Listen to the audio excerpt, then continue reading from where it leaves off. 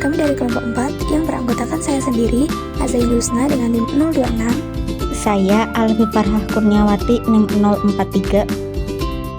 Saya Muhammad Maulana Batu Rizki dengan NIM 045. Pertama-tama kita akan membahas mengenai logika matematika. Logika sendiri secara bahasa berasal dari bahasa Yunani, yaitu logos yang berarti pertimbangan akal pikiran yang diutarakan lewat kata. Logika ini terbentuk dari sebuah proposisi, yaitu kalimat yang memiliki nilai kebenaran benar atau salah dan tidak keduanya. Untuk menghubungkan proposisi-proposisi ini, kita akan menggunakan yang namanya operator. Operator dalam proposisi diantaranya ada negasi, konjungsi, disjungsi, implikasi, dan biimplikasi. Negasi dapat kita gunakan untuk menyangkal atau memberikan sebuah ingkaran pada suatu pernyataan.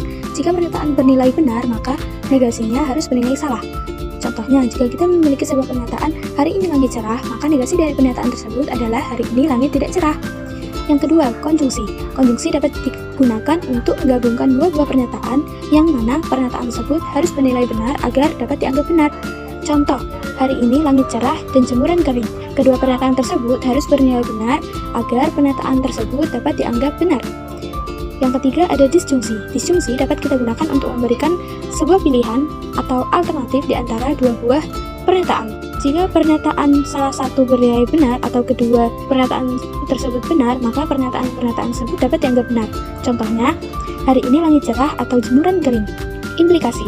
Implikasi dapat kita gunakan untuk menunjukkan sebuah hubungan sebab akibat di antara dua buah pernyataan.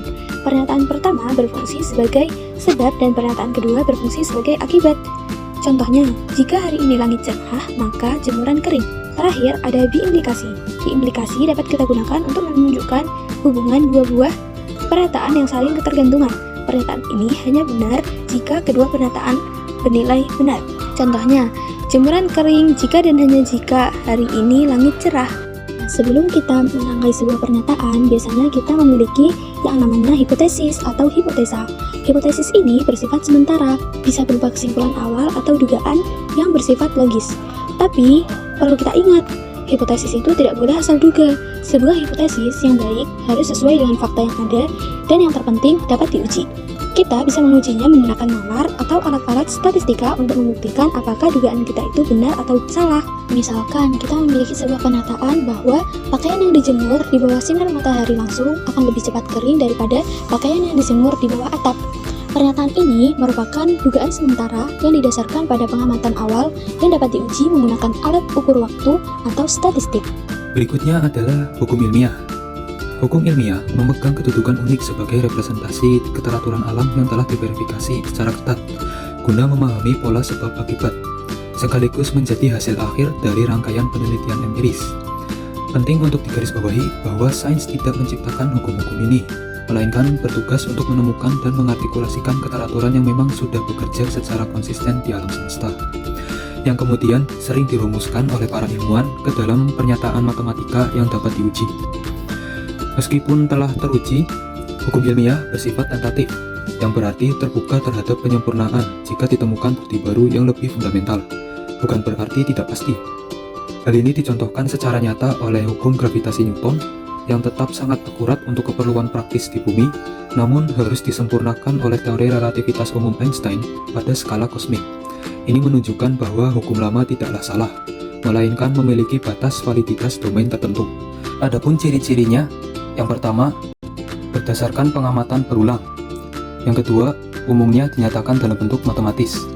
Dan yang ketiga, lebih deskriptif atau menjelaskan apa yang terjadi. Selanjutnya adalah teori ilmiah. Teori ilmiah menduduki posisi puncak dalam hierarki sains, berfungsi menjelaskan mengapa dan bagaimana fenomena alam terjadi, bukan sekedar mendeskripsikan pola seperti hukum ilmiah. Dibangun di atas bukti empiris yang kokoh, teori memiliki kemampuan untuk mengikat fakta serta memprediksi fenomena masa depan. Meskipun demikian, teori tidak bersifat dogmatis atau abadi. Kekuatan utamanya terletak pada sifat koreksi diri atau self-correcting. Ia dapat direvisi atau diganti jika ditemukan bukti baru yang lebih akurat.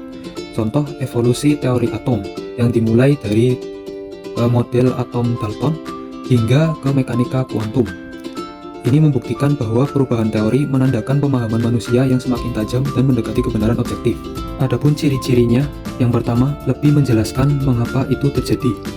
Kedua, Hasil sintesis dari fakta, hukum, inferensi, dan hipotesis yang telah lolos uji verifikasi yang ketat. Dan yang ketiga, mampu menjelaskan dan menggabungkan beberapa hukum ilmiah.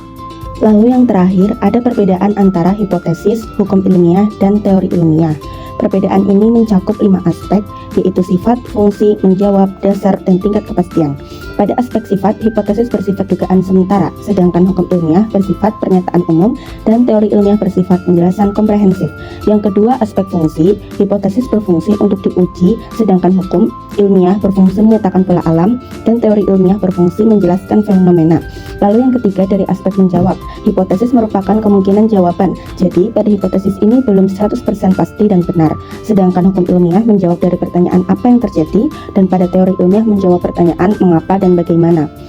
Lalu yang keempat, aspek dasar. Hipotesis didasarkan pada observasi awal, jadi dilakukan sebuah observasi yang masih atau belum sempurna, sehingga menimbulkan sebuah dugaan. Lalu pada hukum ilmiah didasarkan pada eksperimen yang telah dilakukan secara berulang, sedangkan teori ilmiah didasarkan pada fakta, hukum, dan eksperimen. Nah, yang terakhir tingkat kepastian. Hipotesis tingkatnya masih rendah, sedangkan hukum ilmiah sudah mulai tinggi, dan pada teori ilmiah sudah lebih tinggi dari keduanya atau sangat tinggi.